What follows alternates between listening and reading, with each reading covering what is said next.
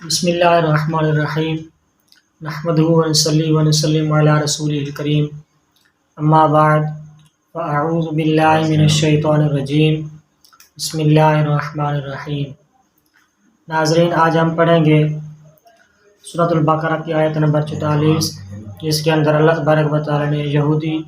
جو علماء تھے، جو اپنی کتاب کے عالم تھے تورات کے، ان کی ایک اور عادت خبیثہ بیان فرمائی۔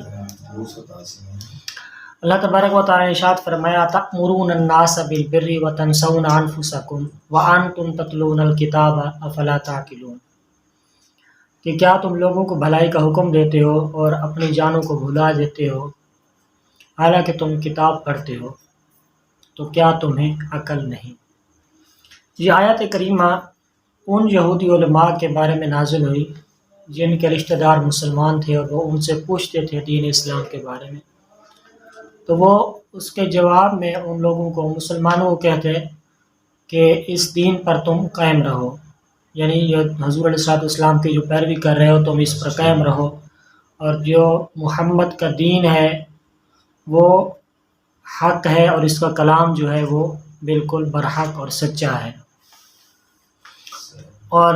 ایک روایت یہ بھی ہے، یا ان یہودیوں کے بارے میں نازل ہوئی جنہوں نے حضور علیہ السلام کی بعثت سے پہلے مشرکین عرب کو حضور اکرم نور مجسم شاہ بنی آدم صلی اللہ علیہ وسلم کی بعثت کی خبر دی، اور یہ بھی ساتھ ہدایت کی کہ جب وہ رسول، وہ نبی آخر الزمان حضرت محمد مصطفیٰ صلی اللہ علیہ وسلم تشریف لائیں تو تم ان کی پیروی کرنا، ان کی اتباع کرنا۔ یہ وہ لوگ مشرکین عرب کو ہدایت کیا کرتے تھے، لیکن جب حضور اکرم صلی اللہ علیہ وسلم تشریف لائے تو وہ لوگ ہدایت کرنے والے وہ خود حسد سے کافر ہو گئے، تو انہی لوگوں کو اللہ تبارک و تعالیٰ ارشاد فرمایا کہ تم لوگوں کو بھلائی کا حکم دیتے ہو اور خود اپنے آپ کو تم بھول جاتے ہو، حالانکہ تم کتاب پڑھتے ہو۔ کتاب تم نے پڑھی، میرے نبی کریم رؤوف الرحیم صلی اللہ علیہ وسلم کے بارے میں تم نے پڑھا، تبھی کہ تم نے آگے ہدایت کی، تو اپنے آپ کو بھی جانو، یعنی اس کتاب پر عمل کرو اور میرے نبی پاک صلی اللہ علیہ وسلم پر ایمان لے آؤ۔ اس آیت کریمہ کا جو شان نزول ہے وہ بظاہر ایک خاص وقت اور خاص لوگوں کے لیے، لیکن جو اس کا حکم ہے، اس کا شان نزول خاص ہے، لیکن جو اس کا حکم ہے وہ عام ہے، وہ ہر اس شخص کے لیے ہے جو بھی بھلائی کا حکم دیتا ہے، اس کے لیے بھی ہے کہ تم لوگوں کو بھلائی کا حکم دیتے ہو لیکن اب خود تم بھلائی نہیں کرتے، تو اپنے آپ کو پہچانو اور تم خود بھی بھلائی کرو۔ یہاں ایک بات ذہن نشین کر لیں کہ معمولی سا فساد جو ہے وہ اس وقت بہت بڑے فتنے کی شکل اختیار کر لیتا ہے جب اس کا ارتکاب کرنے والے، اس گناہ کا ارتکاب کرنے والے وہ لوگ خود ہوں جو دوسروں کو بھلائی کا حکم دیتے ہوں، لیکن جب ان کے اپنے عمل سے پردہ اٹھے تو وہ یہ معلوم ہو کہ یہ سب سے بڑے گناہوں کے مریض ہیں۔ تو اس سے بچنا چاہیے کہ اپنی خلوت اور جلوت، یعنی تنہائی اور محفل کے اندر ہر بھلائی کا حکم دینے والے اور برائی سے منع کرنے والے کو چاہیے کہ اس کے قول و فعل کے اندر تضاد نہ ہو۔ حضرت عدی بن حاتم رضی اللہ تعالیٰ عنہ سے روایت ہے، حضور اکرم صلی اللہ علیہ وسلم نے ارشاد فرمایا کہ کل قیامت کے دن اللہ تبارک و تعالیٰ ایک گروہ کو جنت کی طرف لے جانے کا حکم دے گا، یعنی ایک گروہ لوگوں کا اس کو حکم دیا جائے گا کہ ان کو جنت کی طرف لے جاؤ۔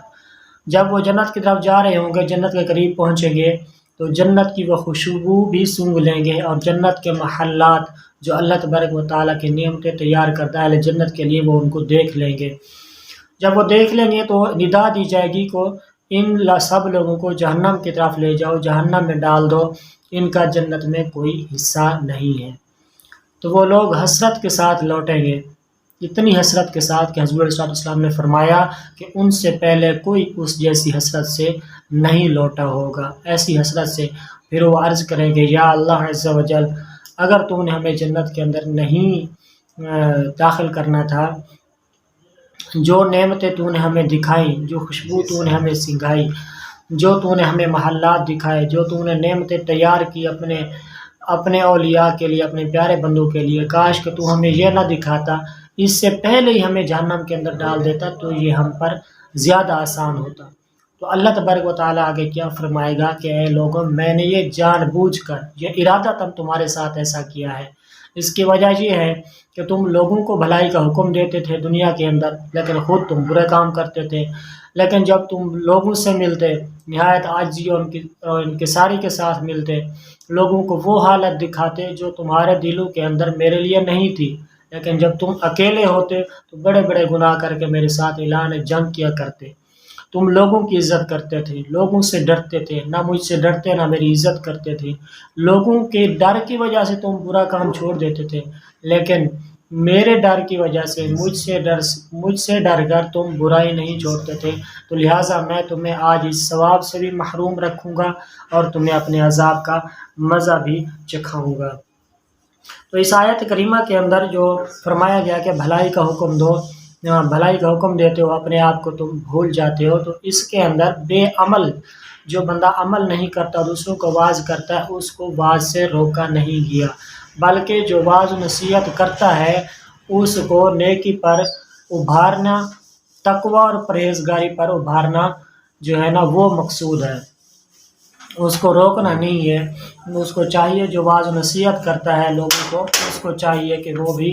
تقوی اور پرہیزگاری حاصل کرے۔ حضرت انس بن مالک رضی اللہ تعالیٰ عنہ سے روایت ہے کہ حضور اکرم نور مجسم شاہ بنی آدم صلی اللہ علیہ وسلم کی بارگاہ میں ہم نے عرض کیا کہ یا رسول اللہ صلی اللہ علیہ وسلم، ہم اس وقت تک لوگوں کو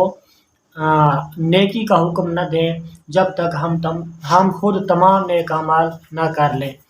اور ہم اس وقت تک برے کاموں سے منع نہ کریں جب تک ہم خود تمام برے اعمال سے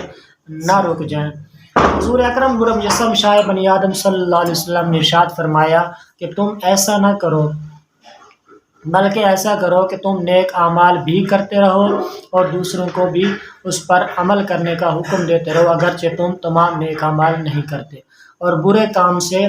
روکتے رہو اگرچہ تم تمام برے اعمال سے باز نہیں آ جاتے۔ تو یہ آج کا یہ سبق ہے۔ اللہ تبارک و تعالیٰ ہمیں آج کے اس سبق سے